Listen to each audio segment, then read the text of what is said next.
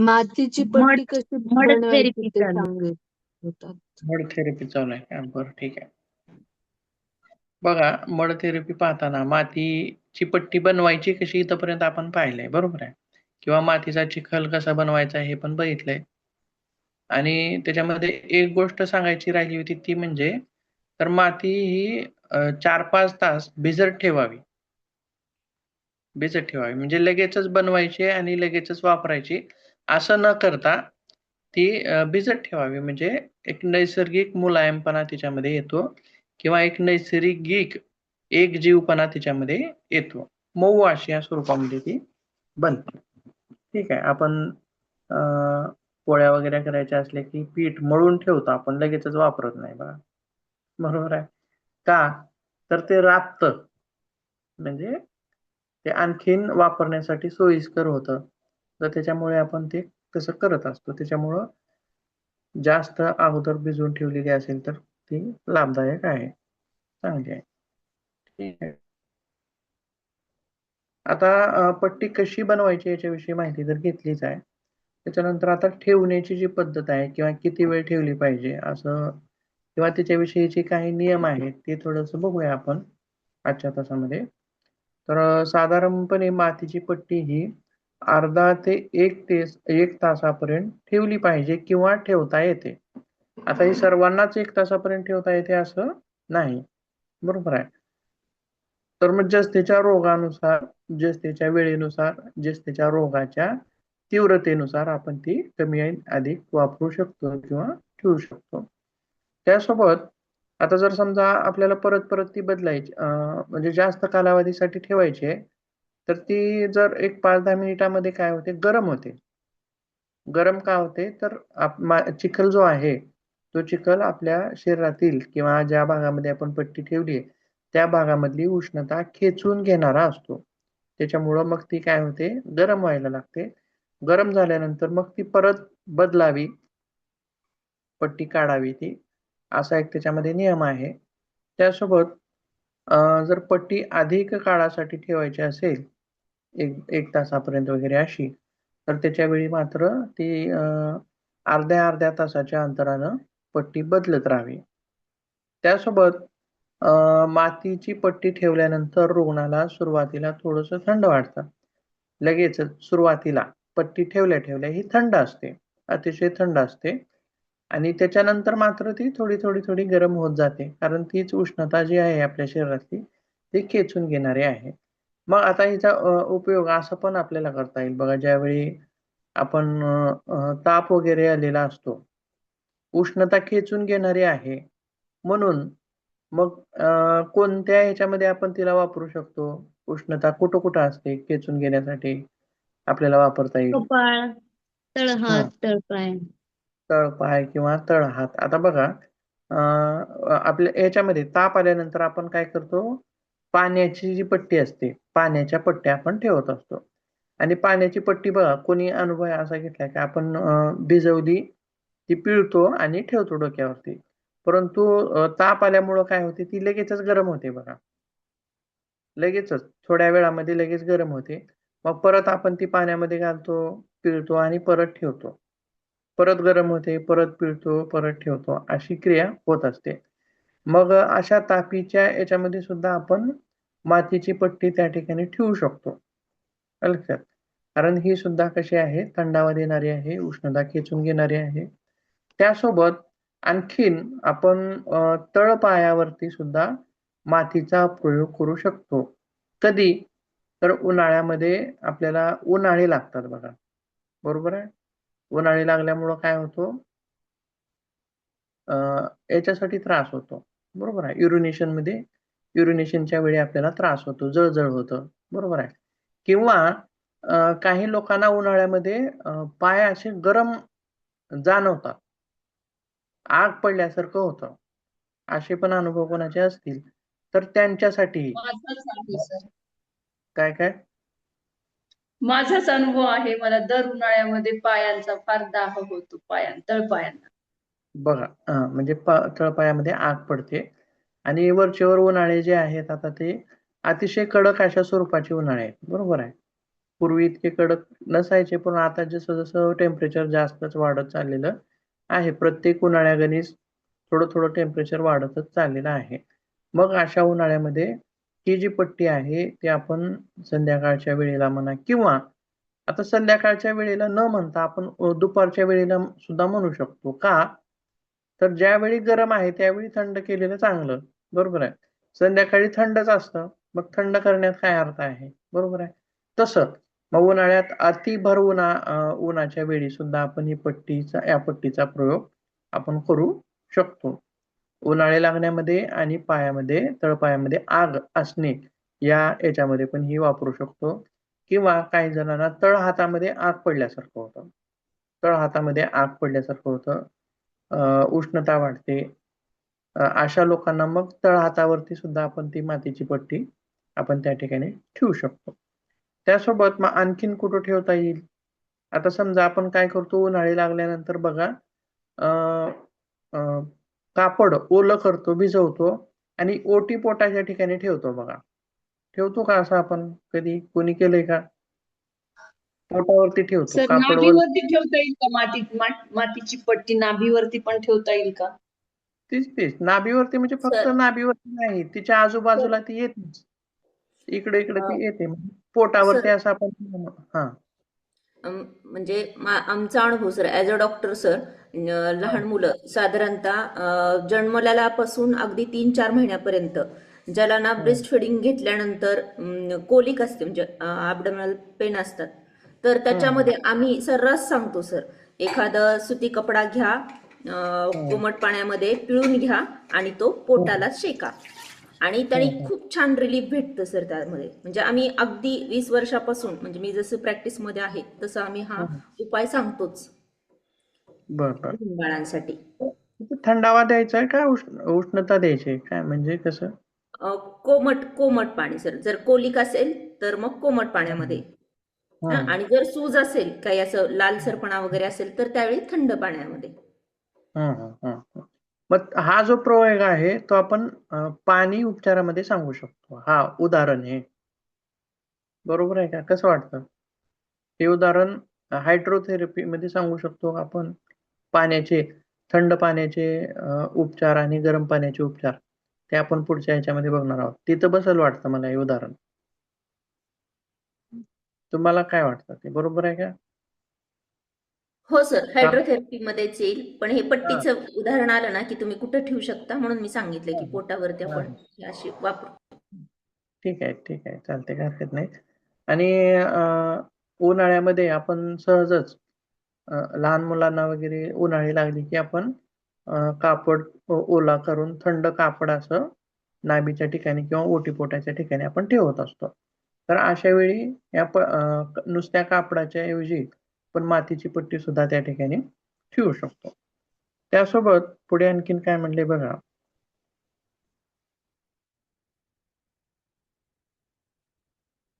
जर पट्टी जास्त कालावधीपर्यंत आपण ती तशीच ठेवली, थंडावा जर जास्त, म्हणजे एक त्रुटी काय आहे, एक धोका काय आहे, तर तिथला जो भाग आहे तो सुन्न पडू शकतो. म्हणजे आलं का लक्षात? तर त्या ठिकाणी सुन्नपणा येऊ शकतो. त्याच्यामुळं मग ही पट्टी जी आहे थोड्या थोड्या कालांतराने उचलत राहावी, म्हणजेच बदलत राहावी, असं आपल्याला त्या ठिकाणी सांगितलं, जेणेकरून तो भाग सुन्न होणार नाही याच्याकडेही लक्ष ठेवावं. असे काही छोटे छोटे नियम याच्या बाबतीत आहेत. तर त्याच्यानंतर पूर्वी तर आपण साधं आपल्या जखम वगैरे झाली तर आपण मातीच लावायचो. पूर्वीच्या लहानपणी बघा, आपल्या माती लावायचो, किंवा पूर्वीची माती पण तशी असायची चांगली. आता सगळी दूषित झालेली आहे, किंवा अलीकडच्या काळामध्ये तर सगळीकडे सिमेंटचेच रस्ते झालेले आहेत, माती दिसत पण नाही, पायाला पण लागत नाही. आणि पायाला तर कमीत कमी लागली पाहिजे आपल्या. आपण चप्पल घालून तर फिरतोच रस्त्यावरती, ह्याच्यावरती, पण नुसता मातीचा स्पर्श सुद्धा आपल्या शरीराला होणं गरजेचं आहे. त्याच्यातून ही आपण ज्यावेळी मातीवरती आपण चालतो त्याच्यातून सुद्धा ती उष्णता खेचून घेणारीच असते. बरोबर आहे. हा भाग वेगळा आहे तो, ठीक आहे. त्यासोबत पुढे बघूया आणखीन. मग आता ही पट्टी आणखीन कुठं कुठं ठेवता येते? तर कपाळावर थंड मातीचा प्रयोग म्हणजे साधारणपणे कपाळावर 3 इंच रुंद व 6 इंच लांब पट्टीचा प्रयोग आपण त्या ठिकाणी करू शकतो. त्यासोबत आता ह्या पट्टीचे जी टोकं आहेत आजूबाजूला येणारी, तर ती कानापर्यंत जरी आली तरी ती चालतील. त्यासोबत हीच पट्टी थोडीशी मोठी केली तर डोळ्यावरती सुद्धा येऊ शकते किंवा नुसती आपण कपाळावरती सुद्धा ती ठेवू शकतो. ही पट्टी जर आपल्याला ठेवता नाही आली तर आपण डायरेक्टली चिखलाचा लेप आपण डोक्यावरती कपाळावरती करू शकतो. जसं की मुलतानी मातीचा आपण लेप करतो पूर्ण चेहऱ्यावरती. अगदी तसंच नुसत्या कपाळावरती सुद्धा आपण त्या मातीचा लेप त्या ठिकाणी करू शकतो. तर लाभामध्ये काय काय सांगितलंय बघा. तर न येणे असे विकार असतील, चक्कर येण्यासारखे विकार असतील, डोकेदुखीसारखे विकार असतील किंवा गोळणा फुटणे. गोळणा फुटण्यामध्ये अनेक आपण असा प्रकार करतो बघा. गोळणा फुटल्या फुटल्या की त्याच्या चेहऱ्यावरती किंवा त्याच्या नाकाच्या भागावरती थंड पाणी मारतो. थंड पाणी मारतो किंवा थंड पाण्यानं तोंड धुवून घेतो. थंड पाण्याची आपण डोक्यावरती धार धरतो. म्हणजे ती पटकन गोळणा जो आहे तो म्हणजे रक्त येणारं थांबावं त्याच्यासाठी. मग ही मातीची पट्टी सुद्धा तशीच आहे. थंडावा देऊन त्या ठिकाणी उद्देश काय आहे तर थंडावा देणे त्याला त्या ठिकाणी. त्याच्यामुळं मग तिथं सुद्धा ही उपयोगी पडणारे आहे. तसंच हाय बीपी असेल किंवा मेनिंजायटिस असेल किंवा ताप असेल किंवा डोक्याचा दाह असेल इत्यादी रोगावरती आपण मातीची पट्टी ठेवू शकतो. ही लाभदायक आहे.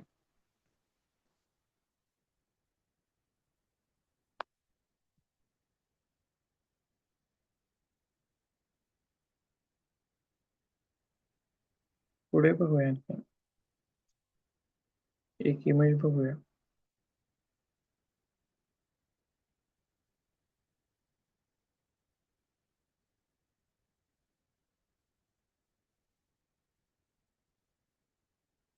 आता हा जो लेप आहे तो पूर्ण तोंडाला आणि पूर्ण ह्यालाच केलेला आहे बघा. परंतु हे कसं आहे चिखलाचा लेप आहे. मातीची पट्टी इथं वापरलेली नाही. पूर्ण केसांवरती सुद्धा केसांनाही आपल्याला वापरता येते. कपाळावरतीही वापरता येते आणि चेहऱ्यावरतीही पूर्ण चेहऱ्यावरती सुद्धा आपण माती लेप करू शकतो. त्यासोबत कपाळाच्या बरोबरच डोळ्यावरती ही मातीची पट्टी आपल्याला ठेवता येते आणि ती साधारणपणे 20 मिनिटापर्यंत किंवा 15 मिनिटापर्यंत आपण ठेवू शकतो आणि परत गरम झाल्यानंतर ही सुद्धा बदलायची आहे. आणि ही कुठल्या कुठल्या विकारामध्ये आपल्याला वापरता येते तर डोळे येण्यासारखे प्रकार असतील किंवा सूज असेल, डोळ्यांचं दुखणं असेल किंवा चष्म्याचा नंबर वगैरे कमी करणं असेल किंवा डोळ्यामध्ये जळजळ करणं असेल, जळजळ किंवा डोळे काही जणांचे लाल असतात बघा, लालबुंद असतात पाहाल तेव्हा, तर त्यांच्यासाठीही उपयोगाला पडू शकते. आणि विशेष करून डोळ्याला थंडावा हा महत्वाचा असतो. डोळ्याचा शत्रू आपण बघितला होता. कोण होता? तर हे जे वेगवेगळ्या स्क्रीन आहेत मोबाईलच्या, टीव्हीच्या किंवा कॉम्प्युटरच्या अशा लोकांना किंवा जे दिवस भर काम करतात कॉम्प्युटर पुढे बसून अशा लोकांनाही डोळ्यावरती मातीची पट्टी लाभदायक आहे. त्यासोबत जे लोक ह्याच्यामध्ये प्रवास करतात बघा, सारखं प्रवासामध्ये वगैरे असतात, तर त्याच्यामध्ये प्रवासामध्ये डोळ्यामध्ये धूळ जात असते, बरोबर आहे, किंवा इतर गोष्टी. आता समजा जे प्रवासातले लोक असतात, गाडीवर प्रवास करणारे, रात्री झोपले आणि सकाळी उठल्यानंतर त्यांच्या डोळ्याच्या भोवती आपोआपच ही सगळी घाण जमा झालेली असते, मातीची दिवसभर गेलेली मधली, बरोबर आहे. तर अशा लोकांना सुद्धा आपण मातीची पट्टी ठेवून तिथं लाभदायक आहे. आणि विशेष करून आपण बघा हे पाहिलेलं असेल टीव्ही मध्ये वगैरे, ककडीचा काप वगैरे डोळ्यावरती ठेवलेला असतो. तो कशासाठी असतो? ककडी कशी असते? थंड असते. तर डोळ्याला थंडावा हा चांगला आहे, आरोग्यदायी आहे, बरोबर आहे. त्यासोबत मातीच्या पट्टीमुळे सुद्धा आपल्याला डोळ्याला थंडावा देता येतो आपल्याला.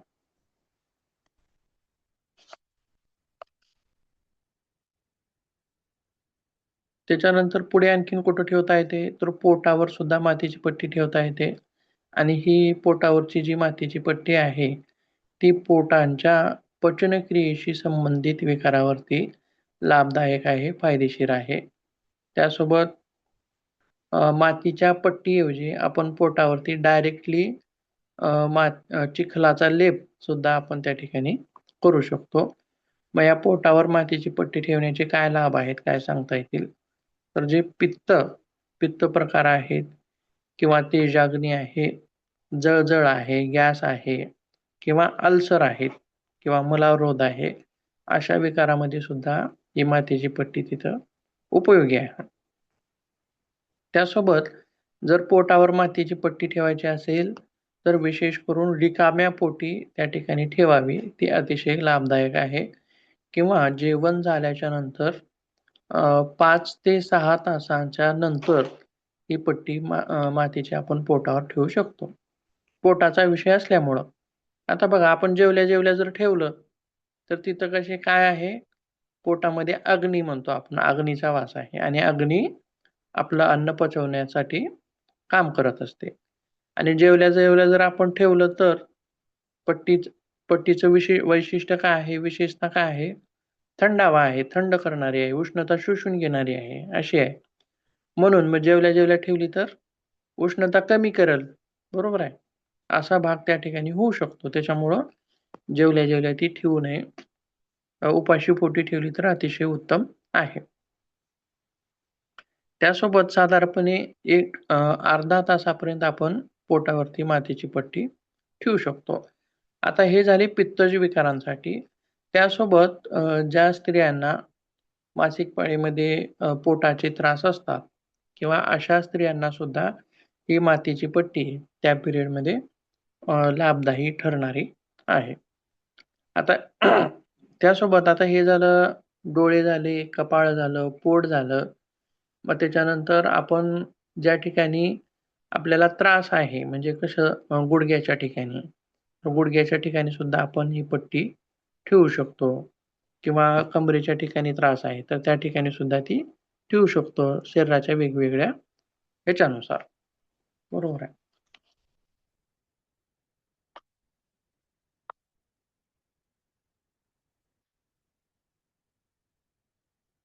आता पूर्ण म्हणजे डायरेक्टली चिखल जो आहे पूर्ण शरीराला कसा लावता येईल किंवा तो कशा प्रकारे लाभदायक आहे, तो थोडंसं बघूया आपण.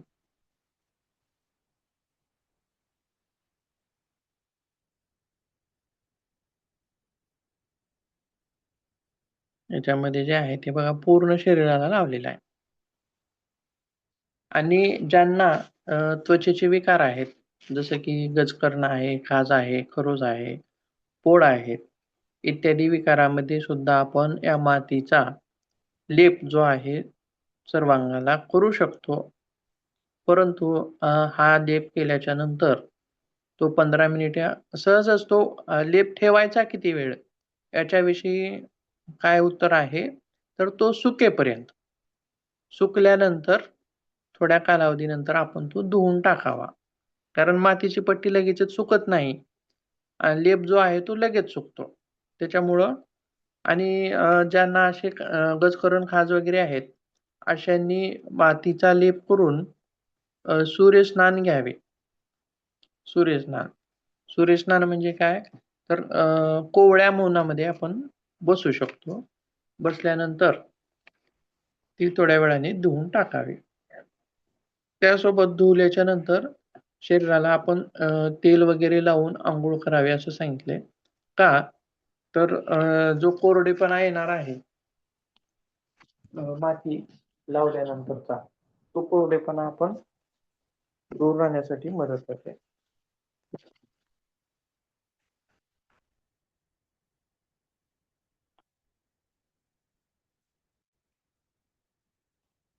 आता मातीचा लेप केल्याचे काय फायदे आहेत हे बघूया थोडक्यात.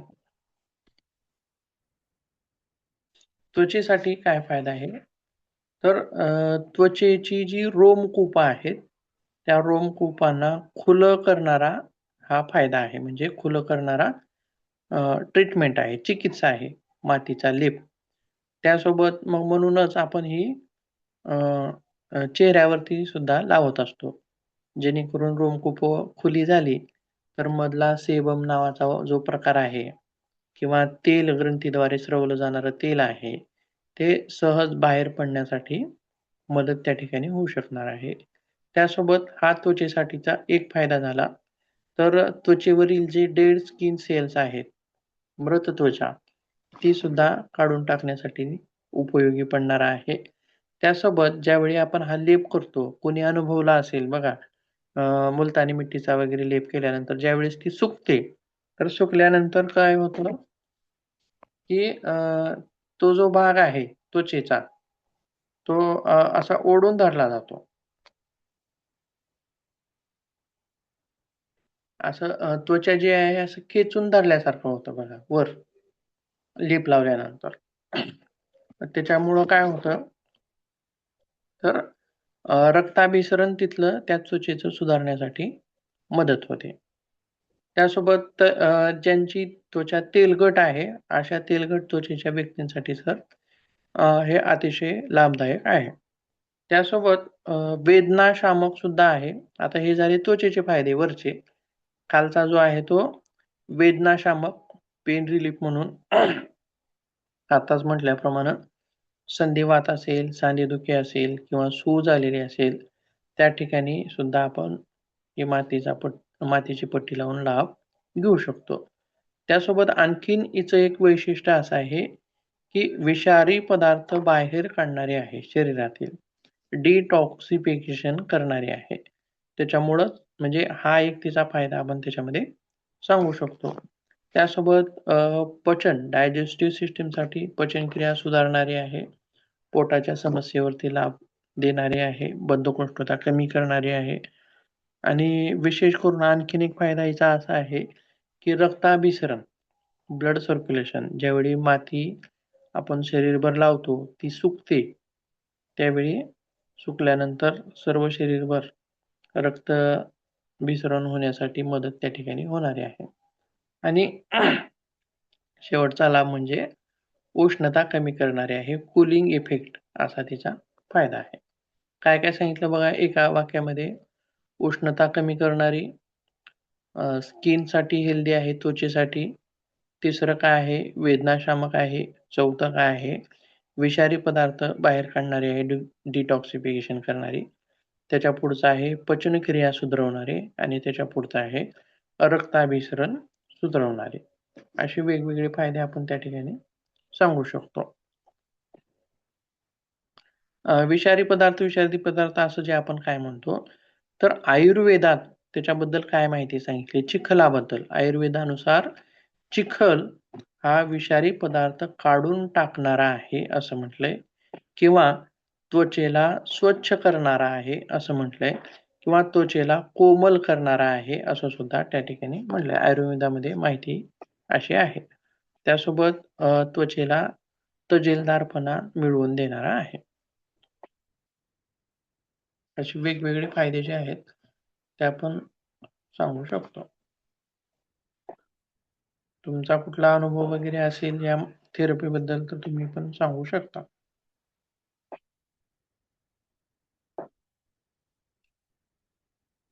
मध्ये माझ्या भाच्याला खूप चेहऱ्यावरती फोड यायचे मोठे मोठे.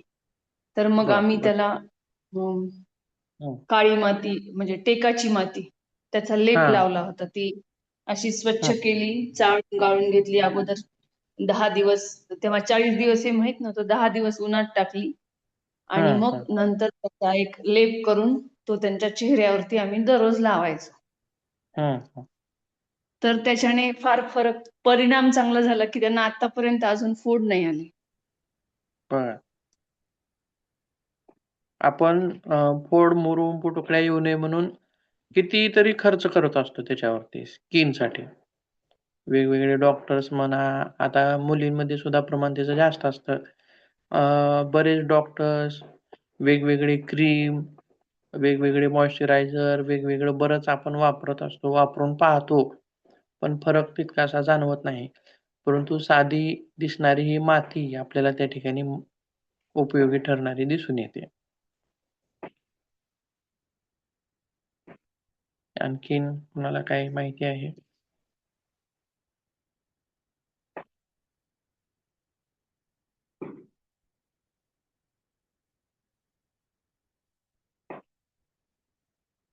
प्रयोग केल्याच्या नंतर आपल्याला ते लक्षात येतं. आपण जर कधी प्रयोग केलेले असतील तर ते लक्षात येतं.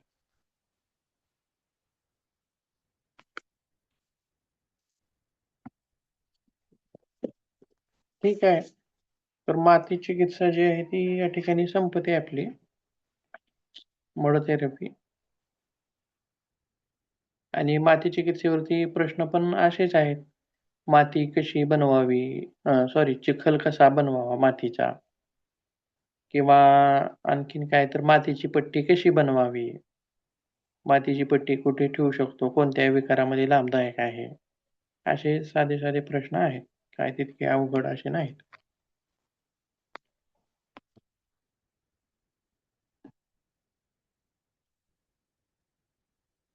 ठीक आहे. दुसरा जो भाग आहे तो हायड्रोथेरपीचा आहे. जलचिकित्सा. जलचिकित्सा जो भाग आहे तो आपण उद्याच्या तासामध्ये बघूया.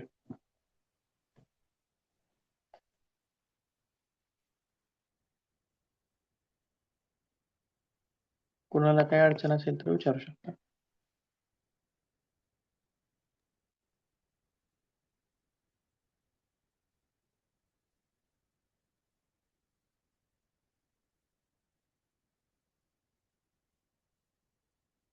प्रश्नपत्रिका वगैरे वाचलीत का कुणी?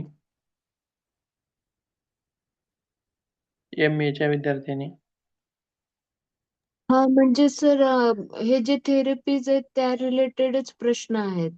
हो, म्हणजे हो. प्रोसिजर सांगा, काय बेनिफिट्स आहेत, आणि मोस्टली तर फक्त असंच आहे की चिकित्साबद्दलच सांगा. हे जे रंगचिकित्सा वगैरे आहेत ते सगळं त्याच्याबद्दल डिटेल माहिती द्या. इतिहासाबद्दल काही प्रश्न आहेत, काही थेरपीच्या. हो. इतिहास सांगा, इतिहास सांगा. ज्या ज्या थेरपीच्या बद्दल इतिहास सांगा असा आहे, त्याच्याबद्दलचा इतिहास आपण घेतलेला आहे. आता मड थेरपीमध्ये आपण काही इतिहास बघितला नाही बघा. त्याच्यामध्ये सहसा तसा प्रश्न नाही. बऱ्याच प्रश्नपत्रिकेमध्ये कधी पाहिला नाही. त्याच्यामुळे इतिहासाचा भाग घेतला नाही. परंतु फास्टिंग थेरपी असेल किंवा मसाज थेरपी असेल किंवा मॅग्नेट थेरपी असेल, याच्याविषयी मात्र इतिहासाचे प्रश्न आहेत. हिस्ट्री, इतिहास सांगा असे प्रश्न आहेत बरेच. आणि त्याच्यानंतर मग आताच तुम्ही म्हणल्याप्रमाणे साधे साधे प्रश्न आहेत. फायदे काय? किंवा ती कशी वापरता येईल? किंवा रंगचिकित्सेमध्ये तुम्ही पाणी कसं तयार करणार? असे प्रश्न आहेत. आता ही लास्ट थेरपी जल थेरपी राहिलेली. हा, जलथेरपी आता लास्टच आहे आपली. एक दोन तासामध्ये होईल, बघूया. सर आता पायांचा दाह होत असेल आणि त्याच्यासाठी आपल्याला मड थेरपी करायची असेल तर कोणत्या प्रकारची माती, का आपल्या भागामध्ये जी मिळते ती माती टेकाची? माझाही तोच प्रश्न होता की अलीकडे काय झालेलं आहे, मातीमध्ये त्याचा प्रकार खूप वाढलेला आहे.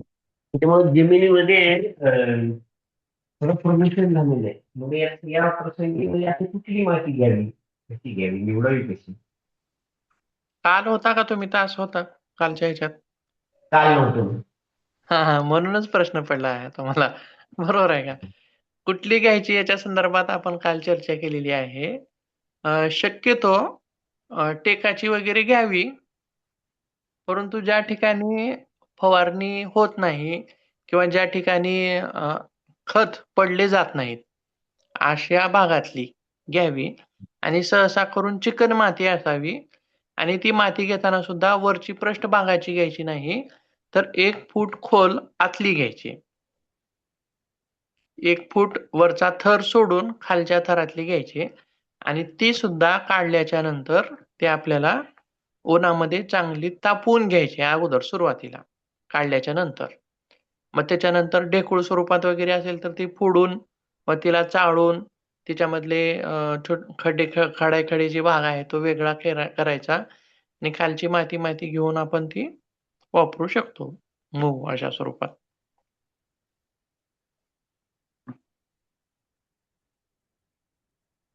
कुठली घ्यावी सर याच्याविषयीचा हा.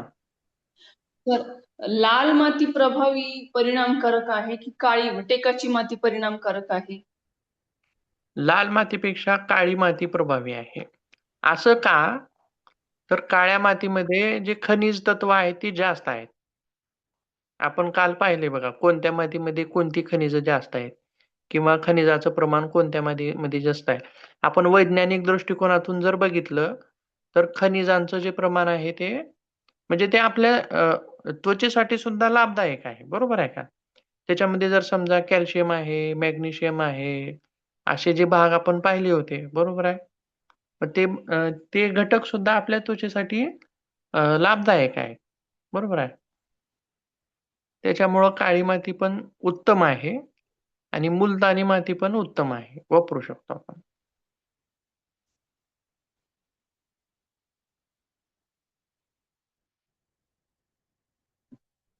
किंवा आपण ज्या प्रदेशात राहतो त्या प्रदेशातली म्हणजे आपण काळ्या मातीच्या प्रदेशात राहतो. तर काळी माती वापरली तरी योग्यच आहे.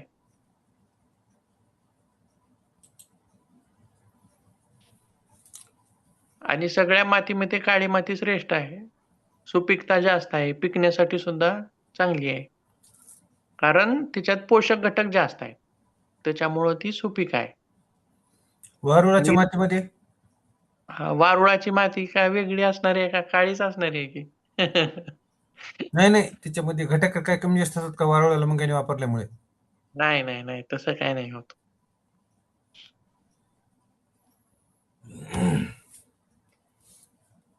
ठीक आहे काय.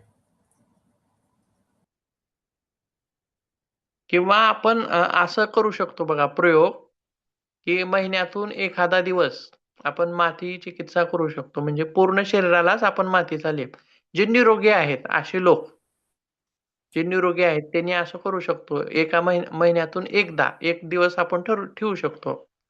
तर त्या दिवशी सर्व शरीराला चिखल लावायचा. एक 5 ते 10 मिनिटांमध्ये सुकून जातो सगळा. सुकला की लगेच अंघोळ करून टाकायची. किंवा अलीकडच्या याच्यामध्ये काही स्त्रिया डोक्याला सुद्धा वापरतायत बघा, केसांना लावण्यासाठी. जसं आपण मेहंदी लावतो, केसांना मेहंदी लावतो, अगदी तसंच हे चिखलाचा लेप करायचा, काळ्या चिखलाचा लेप करायचा. एक 5 मिनिटं ठेवायचा आणि लगेच धुवून काढायचा.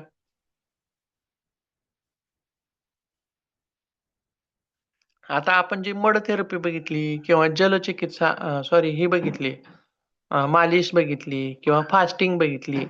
याच्यामधला समजा मड थेरपी आहे ती महिन्यातून एकदा तुमच्यासाठी निरोगी माणसासाठी आपण करू शकतो महिन्यातून एकदा. तसं ठरवू शकतो आपण जर नियम ठेवला तर. आणि फास्टिंग थेरपी मधला आपण काय सांगितलं आठवड्यातून 1 दिवस असं सांगितलं होतं. प्रत्येकाने आठवड्यातून 1 दिवस तरी करावा. आणि ही जी आहे आपलं मालिश जी आहे ती सुद्धा आपण आठवड्यातून एकदा किंवा 15 दिवसातून एकदा पूर्ण शरीराला करू शकतो. ज्यांना आठवड्यातून सहसा शक्य नाही किंवा दर शनिवारी असं आपण ठेवू शकतो आपल्या ह्याच्यानुसार, की सर्वांगाला मालिश करून अंघोळ करणे किंवा आठवड्याला जे आहे ते सारखं होऊ शकेल किंवा तेवढा वेळ असणार नाही कोणाकडे. तर 15 दिवसातून म्हणजे मालिश थेरपी जी आहे निरोगी माणसाने महिन्यातून 2दा तर करावीच. आणि मड थेरपी जी आहे ती महिन्यातून एकदा आणि उपवास थेरपी जी आहे ती आठवड्यातून एकदा होते. शक्य आहे. असं करणं शक्य आहे सर्वांना. मला तर वाटतं. करता येईल का असं? करता येईल ना. ठरवलं तर करता येतं सगळंच. काहीही करता येतं. काही करता येते ठरले. ठीक आहे. आणि सोपं आहे. अवघड नाही. सहज करू शकतो. फक्त करावं लागेल.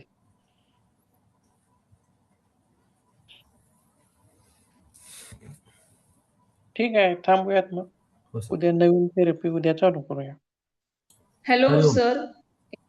हा हॅलो. बोला. हा, आपण जसं मातीचा लेप अंगाला लावतो आणि तो काही काळ ठेवतो, तसं गाईचं शेण म्हणजे देशी गाईचं शेण लावून पण असं पण थेरपी असते का? अशी तर ऐकलेली नाही थेरपी.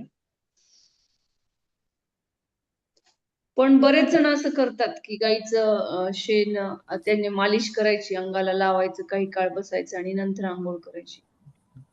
तसं नाही, पण मग ते त्याने पण मड थेरपीमध्ये काही अंशी गोमूत्र आणि ताक टाकून ती माती भिजल्यानंतर ती पूर्ण अंगाला लावतात. हे ते आहे माहिती, पण आता हे शेणच नाही माहिती. शेणामध्ये बरेच जण करतात सर. आमच्या इकडे बरेच जण करतात की देशी गाईचं शेण म्हणजे गावरान गाईचं शेण आहेत पण ते जमीन सारवायला, परवर सारवायला असं म्हणायचे. मग ज्या किडे मुंगे वगैरे असतात ना, तर ते त्यामुळे घरात येत नव्हते किंवा मरायचे. त्यातला तो औषधी गुण होता. पण शरीरासाठी वापरलेलं मी अजून तर ऐकलं नाही. जमीन पण अजून पण बऱ्याच ठिकाणी शेण. कुठे वापरतात साधारण तुमच्या म्हणण्याप्रमाणे मॅडम? आता आमच्याकडेच बरेच जण माणसं करतात. तुमच्याकडे म्हणजे तुमचं लातूर मधून कुठून आहेत तुम्ही?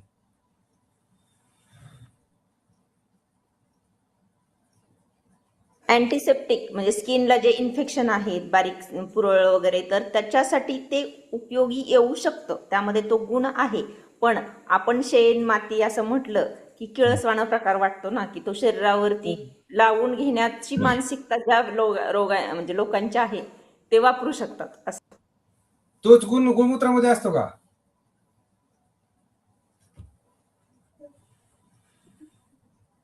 गोमूत्राबद्दलचं मला नाही बरं का माहिती. ठीक. नाही, गोमूत्र वापरतात म्हणून म्हटलं, असतो का तो गुण? कदाचित ते लॉजिक पण असू शकते त्याच्या पाठीमागे. आता त्याच्यामध्ये तुम्ही स्वतः सुद्धा एखादा थेसिस करू शकता बघा, गोमूत्राविषयी किंवा शेणाविषयी. करून बघता येतं. असं बघण्यासारख्या गोष्टी आहेत. त्यालाच रिसर्च म्हणायचं, संशोधन म्हणायचं. करून बघू शकता. काय होईल बघता येतं. उपयोगी ठरेल का काय. काहीतरी होईल ना. बरोबर आहे. आता संशोधनाच्या मागे 2 हे असतात. संशोधनातून चांगलीच गोष्ट भेटेल असं नसते. हो हो. चांगली पण भेटू शकते आणि चांगली भेटू पण शकत नाही, असं असतं बरं का संशोधनाचा उद्देश. आता तुम्ही कुठलं तरी संशोधन करताय, त्याच्याबद्दल चांगलंच भेटतंय असं नाही. एक शोधत असताना दुसरं पण भेटू शकते, असंही होतं. असं पण होऊ शकतं. पण होतंय आपण नेहमी पॉझिटिव्ह विचार करायचा. हो. नाही, वाईट जरी भेटलं तरी पुढच्यासाठी समजा एखादा करत असेल तर त्याला सावधानीचा उपाय बी आहे ना, तो मार्ग. हो बरोबर आहे. आता निषेध आपल्या म्हणून आपण त्याचा उल्लेख करू शकतो ना, निषेध म्हणून. हो.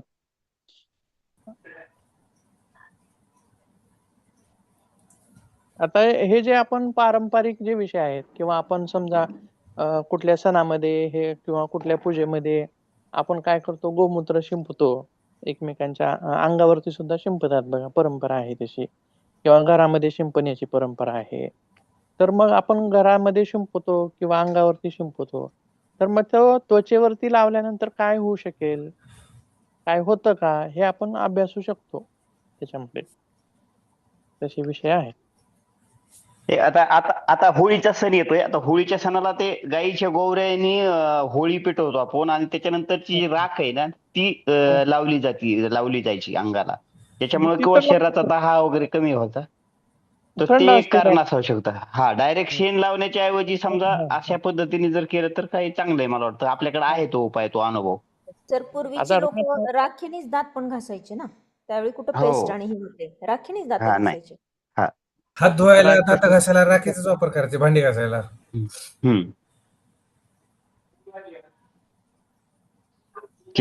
शेणाच्या ऐवजी तो पर्याय आहे समजा. हा. म्हणजे बघा, आयुर्वेदामध्ये सुद्धा काही औषधी डायरेक्ट वापरता येत नाहीत, म्हणून त्याच्यावरती हे केली प्रक्रिया, अग्निसंस्कार. बरोबर आहे. त्याच्यामुळे मग ते वापरण्यास सोयीस्कर होतं. हम्म. असं आता गोवरी म्हणा किंवा शेण म्हणा त्याच्याऐवजी आपण ती जाळून त्याच्यापासून बनवलेलं जे भस्म आहे ते वापरू शकतो आपण.